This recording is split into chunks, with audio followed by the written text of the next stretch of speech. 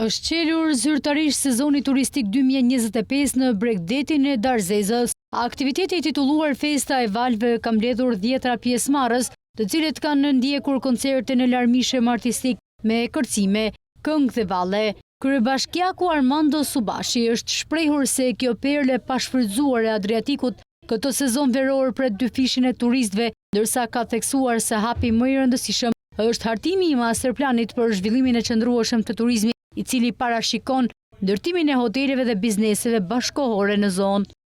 Unë besoj që ky sezon do të jetë në vazhdën e gjithë këtyre viteve të fundit, ku çdo vit më shumë numri i turistëve është shtuar, dhe besoj që edhe në pjesën e Bregdetit tonë të Bashkisë Fierit, qoftë në Darzez, qoftë në Sema, numri i pjesëmarrësve do të jetë më i madh se sa vitet e shkuara. Ne kemi thënë që ky është një Bregdet ku le të themi vizitorët apo turistët janë ditor, pra këtu nuk ka hotele dhe këtu nuk bëhet fjalë që të vinë të rinë me ditë të tëra, por realisht edhe nga ajo çka pam vjet apo par vjet,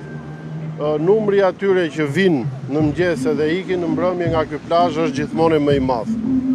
Ky është një nga ato pak Bregdete që kanë mbetur në Shqipëri, që është akoma i virgjër, i ka shpëtuar le të themi gjithë atyre historisë ndërtimeve me kriter, pa kriter që janë bërë në pjesë të tjera të Bregdetit, dhe kjo është arsyeja që ne kemi filluar në bashkëpunim edhe me qeverinë, hartimin e masterplanit për gjithë të zonë bregdetare, dhe besoj shumë shpejt do të kemi një dokument të plot dhe serioz ku do bëjmë çfarë. Kjo padyshim do të nxjisë edhe investitorët, edhe investimet në këtë zonë,